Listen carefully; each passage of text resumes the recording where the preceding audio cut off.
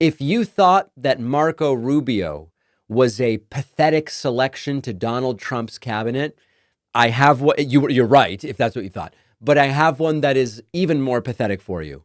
Donald Trump has selected Kristi Noem to serve as his Homeland Security Secretary. This is the same Kristi Noem who completely debased and embarrassed herself with the unexplainable false claims in her memoir that she met with North Korean dictator Kim Jong-un. We'll get to that in a moment. CNN reports. Here's what's fascinating about this whole thing. We're watching someone who wants to run Homeland Security struggle with remembering if she met one of America's biggest enemies. Like, think about it.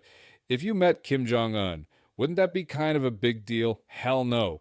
You don't just forget meeting a dictator. This perfectly shows how disconnected these political appointments have become from reality. You've got someone who can't keep track of her own memoir trying to keep track of national security. And you know what's wild? They think we're dumb enough to buy these excuses.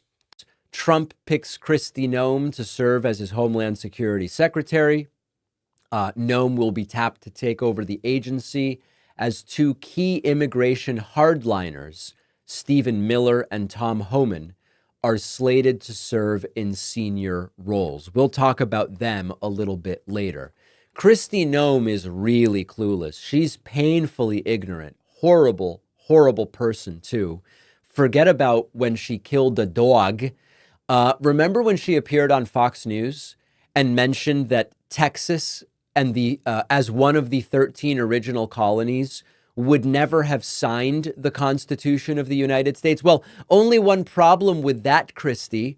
Texas wasn't a state at the time, so they wouldn't have been able to do it regardless. Texas and those 13 original colonies would have never signed the treaty that formed the first Constitution of the United States if they didn't think that their right to protect themselves and defend their own people was protected.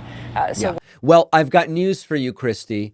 That has nothing to do with why Texas signed it. They didn't sign it because Texas wasn't a state until 1845. But this is nothing. This is nothing compared to the humiliating debacle in which her book contained an anecdote about her meeting North Korean leader Kim Jong-un.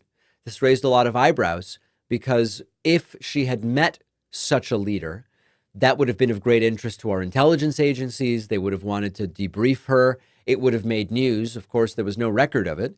And as she started to be asked about it, she simply would not provide a straight answer about why that was in the book and whether she is really claiming that she met Kim Jong-un. This debacle arguably single-handedly disqualified her from being in the running to be Donald Trump's VP. Let's talk first, but we don't want to talk about a lot of the topics that you address in the book. But the book is called No Going Back, but it sounds like the publisher, Center Street, is going back on a couple of the details in the book. Oh, I don't believe so. Specifically, when you write in the book, I remember when I met with North Korean dictator Kim Jong-un, I'm sure he underestimated me. That, as I understand, is now being removed from the book at your request. Yes, when I became aware of that, we changed the content. Remember, when I became aware, she wrote it, at least in theory, and she recorded it for the audiobook.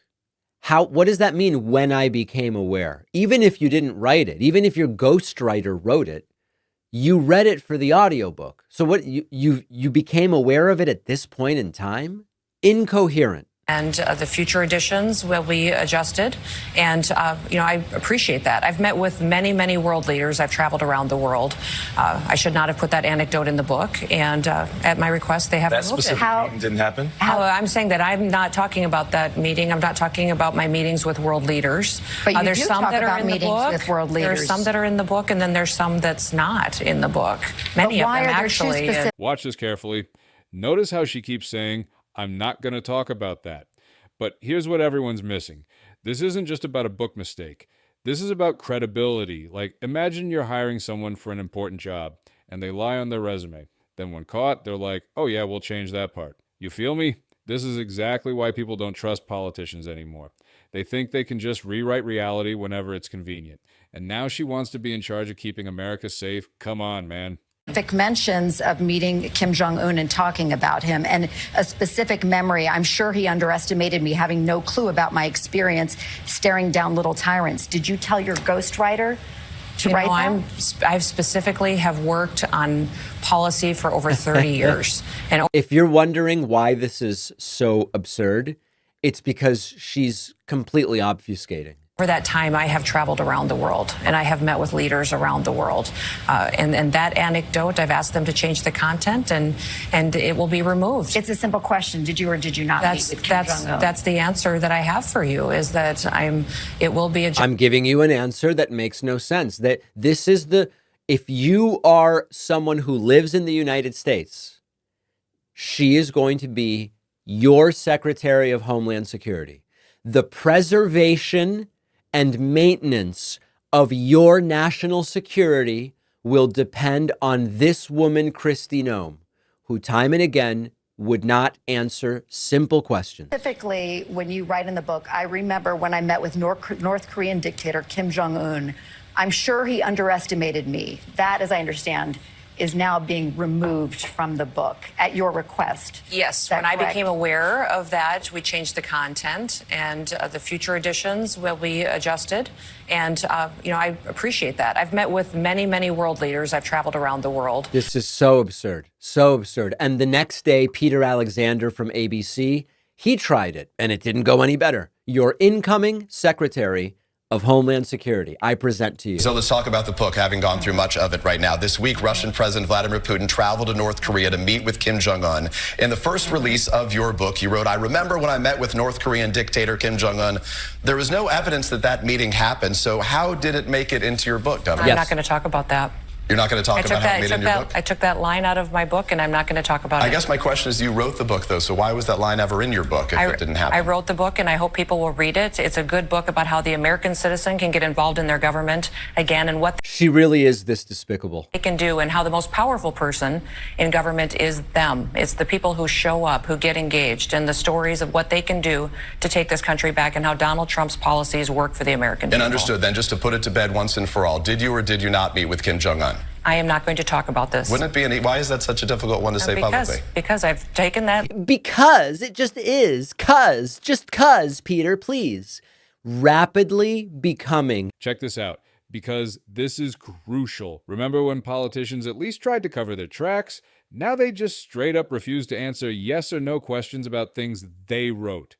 I've been watching politics for years, and I've never seen anything this brazen.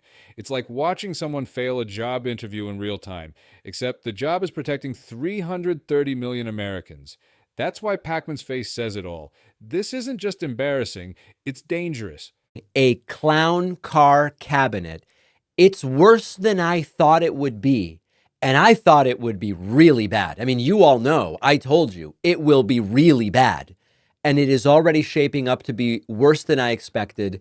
Let's zoom out and talk about the Trump staff incoming more generally. Look, here's what's crystal clear after watching this. We're not just seeing regular political nonsense anymore. We're watching them not even try to hide it. And pretending otherwise, that's not helping anyone.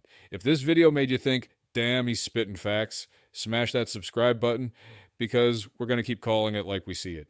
No filter, no BS, just real talk. Drop your thoughts below, especially if you caught other red flags I missed. Peace out.